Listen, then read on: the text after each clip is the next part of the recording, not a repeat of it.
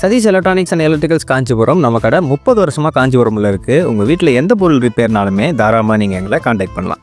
இன்றைக்கி நம்ம கடைக்கு வந்துட்டு இருந்தது ஒரு ரூம் ஹீட்டருங்க. இந்த ரூம் ஹீட்டரை கஸ்டமர் ரொம்ப நாளாகவே யூஸ் பண்ணிகிட்டு இருந்திருக்காங்க. குளிர்காலத்தில் மட்டும் தான் அவங்க பயன்படுத்துவாங்களாம்.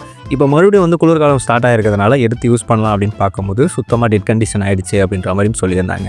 சரி, நம்மளும் என்னவாக இருக்கும் அப்படின்னு சொல்லி வாங்கி பார்க்கலாம் அப்படின்னு சொல்லி எல்லா ஸ்க்ரூவுமே ஓப்பன் பண்ணி பார்த்தோம். ஓப்பன் பண்ணால் அவங்க வீட்டோட மொத்த குப்பையுமே அதுக்குள்ளே தான் இருக்கும் போல இருக்குது. அந்தளவுக்கு ரொம்ப ஒற்றையும் தான் இருந்துச்சு உள்ளே ஃபுல்லாகவே. சரி, என்னவாக இருக்கும் அப்படின்னு சொல்லி ஓப்பன் பண்ணி பார்க்கலாம் அப்படின்னு சொல்லி ஒரு ஸ்க்ரூவே கரெக்டாக ஸ்டார்ட் பண்ணிட்டேன். இதில் ஒரு சின்ன ஸ்ப்ரிங் டைப் ஃபிலமெண்ட் கொடுத்துருப்பாங்க. அந்த ஃபிலமெண்ட் ஹீட் ஆகும். அந்த ஹீட் மூலமாக அப்படியே ஃபேன் அந்த ஹீட்டை வெளியே தள்ளும். இதுதான் இந்த ஹீட்டரோட கான்செப்ட்டு. இதில் வேறு எதுவுமே இருக்காது. சரி, ஃபஸ்ட்டு அந்த ஃபிலமெண்ட் எப்படி இருக்குன்னு செக் பண்ணணும் அப்படின்றதுனால அந்த ஃபிலமெண்ட் இருந்த ஸ்டாண்ட் எல்லாத்தையுமே ரிமூவ் பண்ண ட்ரை பண்ணாங்க. பட் ஒரு ஸ்க்ரூ தான் கழட்டினேன். அந்த ஃபிலமெண்ட் அப்படியே தனியாக கீழே விழுந்துருச்சு. இது என்னடா இது பிரச்சனையாக போச்சு அப்படின்ற மாதிரி ஆகிடுச்சு. ஏன்னா அந்த ஸ்ப்ரிங் எதுவுமே அந்தளவுக்கு டெம்பராகவும் இல்லை. அது நிறைய துரு இருந்த மாதிரி இருந்துச்சு. இது ஹீட் ஆகுமா ஆகாதா, கஸ்டமர்கிட்ட கொடுக்க முடியுமா முடியாதான்ற கண்டிஷனுக்கு நானே யோசிக்க ஆரம்பிச்சிட்டேன். ஸோ அந்தளவுக்கு மோசமாக இருந்துச்சு. சரி அப்படின்னு சொல்லி எப்படியோ அதை கழட்டி எடுத்துகிட்டு நெக்ஸ்ட்டு அதில் ஒரு அட்ஜஸ்ட்மெண்ட் இருந்துச்சு. அந்த அட்ஜஸ்ட்மெண்ட் ஃபுல்லாகவே துரு ஏறி ரொம்ப மோசமான நிலைமைக்கு போயிடுச்சு. பட் நல்ல வேலை, இதே ஒரு ரூம் ஹீட்டர் என்கிட்ட இன்னொன்று ஒரு இருந்துச்சு.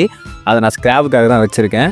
ஸோ சரின்னு சொல்லி அதுலேருந்து ஒரு ஸ்பேருக்காக இந்த அட்ஜஸ்ட்மெண்ட்டை நான் அதுலேருந்து எடுத்துக்கிட்டு கஸ்டமருக்கு அந்த அட்ஜஸ்ட்மெண்ட்டை எடுத்து போட்டு பார்க்கலாம் அப்படின்னு சொல்லி போட்டு பார்த்தேன். இந்த வாட்டி அந்த அட்ஜஸ்ட்மெண்ட் கரெக்டாக பக்காவாக பொருந்துருச்சு. இதுக்கு ஃபிலமெண்ட்டோட கண்டினியூட்டி எல்லாமே செக் பண்ணி பார்த்தா ஃபிலமெண்ட் எல்லாமே கரெக்டாக தான் இருந்துச்சு. பட் துரு இருந்துச்சு. மற்றபடி அதில் எந்த பிரச்சனையுமே இல்லை. பட் துருவை க்ளீன் பண்ணணும் அப்படின்னு சொல்லி முயற்சி பண்ணால் அந்த கம்பியை கண்டிப்பாக நம்ம கட் பண்ணுறோம். ஸோ அதனால் அது அப்படியே ஒர்க் ஆகட்டும் அப்படின்னு சொல்லி அதை அப்படியே வச்சாச்சுங்க.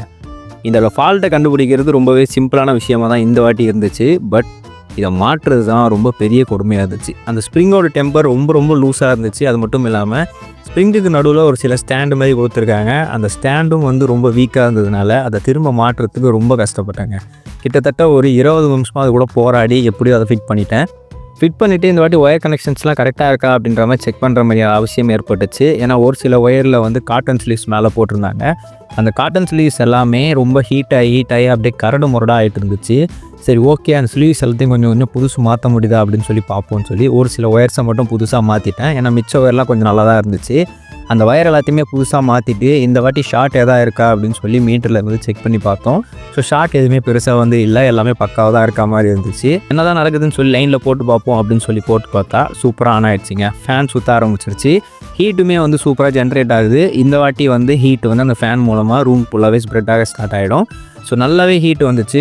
கிட்டத்தட்ட ஒரு 5 செகண்ட் தான் போட்டேன். பட் நல்லா அயன் பாக்ஸ் கொதிக்கிறத விட நல்லா வேகமாகவே கொதிச்சுது. இந்த ப்ராஜெக்ட் வெற்றிகரமாக அது முடிஞ்சிருச்சு. கஸ்டமருக்கு அந்த பொருள் எல்லாத்தையும் உள்ளே க்ளீன் பண்ணி மாட்டி கொடுத்துடலாம் அப்படின்னு சொல்லி நானும் அந்த விஷயம் எல்லாமே க்ளீன் பண்ணிவிட்டு ஸ்க்ரூஸை போட்டு கஸ்டமர்கிட்ட கொடுத்து அனுப்பிச்சாச்சு. ஸோ இதேமாரி உங்கள் வீட்டில் ஏதாவது பொருள் ரிப்பேர்னால் தாராளமாக கான்டாக்ட் பண்ணுங்கள்.